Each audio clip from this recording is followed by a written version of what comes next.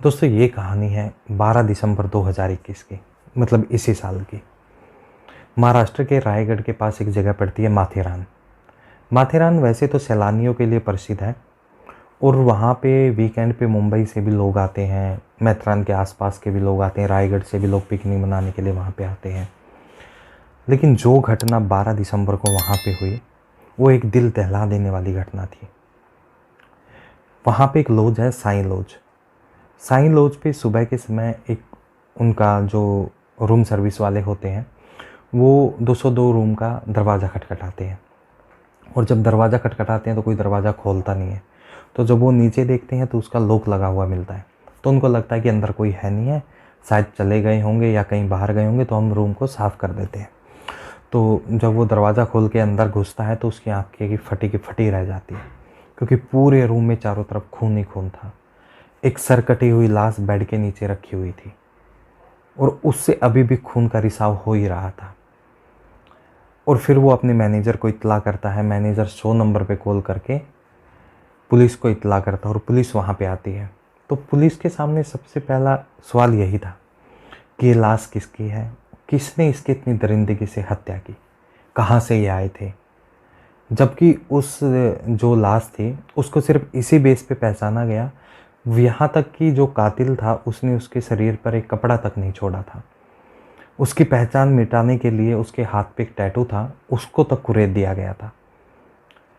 यहाँ तक कि जो पुलिस थी, पुलिस के सामने सिर्फ एक ही बात थी कि हम रजिस्टर चेक करें, रजिस्टर से पता करें कि ये लाश किसकी है और कौन यहाँ पे रह रहा था। जब मैनेजर से बात की तो मैनेजर ने बताया कि यहाँ पे एक लड़का लड़की ने ये रूम लिया था और दोनों ने अपने आप को शादीशुदा बताया था। लेकिन सबसे बड़ी गलती, सबसे बड़ा बेवकूफ़पना ये होटल वालों ने, जो लॉज वाले हैं, इन्होंने ही किया, क्योंकि इन्होंने उनसे आई कार्ड वगैरह कुछ नहीं लिया। जो एड्रेस उसने बताया, जो नाम उसने बताया, उसी के बेस पे इन्होंने उसको कमरा दे दिया। जो वहाँ पे रजिस्टर में उसका नाम लिखा हुआ था, अमजद खान लिखा हुआ था, जिसने ये रूम बुक करवाया था, और उसकी पत्नी का नाम था रुबीना बेगम। तो जब जो पता उसने दिया हुआ था मुंबई का, वहाँ पे जब पुलिस जाती है तो एक आइडिया तो लग ही गया था कि जब एक कत्ल को अंजाम दिया गया है इतने भयावह तरीके से, तो एड्रेस सही मिलेगा भी नहीं। और वही हुआ, एड्रेस वो गलत था, जो उन्होंने दिया हुआ था वो गलत था। तो पुलिस बिल्कुल ब्लाइंड थी, बिल्कुल उनके सामने कोई क्लू नहीं था कि लाश किसकी है और किसने इसके साथ इतनी दरिंदगी की है। जहाँ यहाँ तक कि उसके हाथ को भी चाकू से कुरेद दिया गया टैटू मिटाने के लिए। तो पुलिस ने अपने तरीके से फिर तफ्तीश शुरू की और जब सबसे पहले जांच जब पुलिस शुरू करती है तो सीसीटीवी कैमरे खंगालने उसने शुरू कर देती है। उस लॉज में कोई सीसीटीवी कैमरा नहीं था, लेकिन जो उसके लॉज के सामने एक दुकान थी उसका फ्रंट कैमरे से इनका पूरा गेट दिखाई देता था लॉज का, कि कौन एंट्री कर रहा है, कौन एग्जिट कर रहा है। तो वहाँ से पता चलता है कि एक लड़का एक लड़की ने मास्क पहने हुए इतने बजे एंट्री की थी। तो वहाँ से उनकी पहचान नहीं हो पाती है कि कौन लड़का था कौन लड़की थी। तो जब फिर वो अगले दिन की जब फुटेज देखते हैं तो सुबह 4 बजे के, इतनी जल्दी सुबह 4 बजे जब अंधेरा ही छटना शुरू होता है, तब सुबह 4 बजे के आसपास एक लड़का बैग लेके वहाँ से बड़ी तेज़ी से निकलता है। तो उस लड़के पे संदेह होता है पुलिस को और उसी को ट्रेस करना शुरू कर देती है।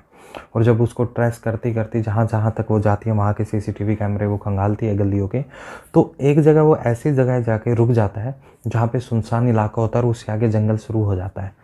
तो जब पुलिस को आइडिया हो जाता है कि ये इसके बैग में, माने ना माने, क्या वो जो ऊपर का हिस्सा है सर तो नहीं है लड़की का, तो वही उसकी जहाँ जिस डायरेक्शन में वो जाता है पुलिस भी उसी डायरेक्शन में छानबीन शुरू कर देती है। तो कम से कम 1 किलोमीटर आगे जाने के बाद पुलिस को अंदर खाई में 300 फीट के अंदर एक रेलवे ट्रैक के पास एक पॉली बैग मिलती है, जिस पॉली बैग में एक ब्लैक कलर की पॉली बैग होती है, लेकिन उसमें इतना वो नहीं होता है कि पुलिस को अंदाज़ा ये नहीं होता कि इसमें होगा क्या। वो संदेह कि उसमें उसको देख रही होती है, क्योंकि 300 फीट बहुत नीचे हो जाता है। तो जब पुलिस अपना रस्सी वस्सी बांध के उस खाई में उतरती है और खाई में उतर के जब उसको उठा लेती है, तो जब जो उसको उठा रहा होता है उसको आइडिया हो जाता है, क्योंकि उसके आसपास खून लगा हुआ था, कि इसमें हो ना हो उसी लड़की का सर है। तो जब वो बाहर निकाल के लेके आता तो वो देखता है कि उसमें सर कटा हुआ किसी ने डाल के फेंका हुआ है। तो उसको लेकर फिर वो अपना हॉस्पिटल आते हैं। हॉस्पिटल में जो फोरेंसिक वाले होते हैं वो बताते हैं हाँ सर इसी का है, ये है, तो उसके तफ्तीश फिर वो करना शुरू कर देते हैं। फिर जब उसके फ़ोटो सर्कुलेट किया जाता है और जब कुछ फिर पुलिस अपनी जो टेक्नोलॉजी होती है उसका भी इस्तेमाल करती है, और जो कई ट्रांजैक्शन हो रखे होते हैं, पैसों का लेन देन हुआ होता है, उनकी भी लेन देन से पता चलता है कि लड़का कौन है और लड़की कौन है।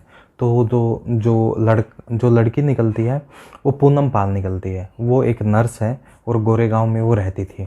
और जो लड़का है राम सुलोचन पाल, वो एक आईटी कंपनी में एक सॉफ्टवेयर इंजीनियर है, और दोनों की ही इसी साल मई में शादी हुई होती है। तो ऐसा क्या होता है दोनों के बीच कि लड़का इतनी दरिंदगी पे इतनी उस पर उतर आता है। तो एक तरीके से जो पुलिस है वो अपनी तफ्तीश शुरू कर देती है, और जो लड़का होता है वो अपने ही घर पे मिल जाता है पुलिस को, और पुलिस उसको हिरासत में लेती है। तो अचंभित हो जाता है वो कि पुलिस ने मुझे पकड़ कैसे लिया, क्योंकि इस लड़के ने, जो ये सुलोचन होता है, जो अमजद खान के नाम से होटल लिया होता है, इसने लॉज में कमरा लिया होता है, ये एक मूवी देखता है क्राइम की, और उसी के तहत ही अपनी पत्नी को मौत के घाट उतारता है। हर एक, क्योंकि ये अपना फ़ोन भी अपने स्विच ऑफ करके रखता है। जिस दिन ये अपने घर से निकलते हैं दोनों लॉज के अपना घूमने के लिए, तो उस दिन ये फ़ोन स्विच ऑफ कर देता है अपने घर के पास ही, और फिर जब ये वापस जब उसका सर फेंक के अपने घर आता है तब ये उस फ़ोन को ऑन करता है। तो पुलिस का शक भी हो जाता है कि 2 दिन के बीच में फ़ोन बंद था, तो शनिवार को इसने फ़ोन बंद किया, रविवार को इसने इस टाइम पे आके फ़ोन शुरू कर दिया।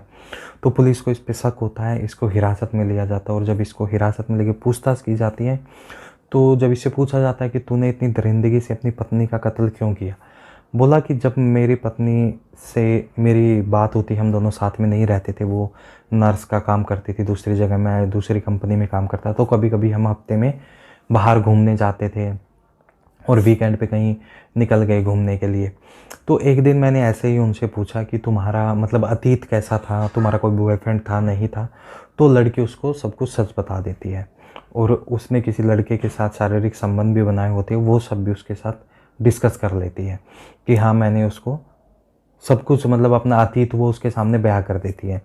तो जिसके बाद इसके मन में उसके नाम के, उसके करैक्टर के नाम का ना अपने दिमाग में एक संदेह बैठा लेता है कि इसका तो करैक्टर ऐसा होगा, इसका करैक्टर वैसा होगा, तो उस पर वो निगरानी करना शुरू कर देता है।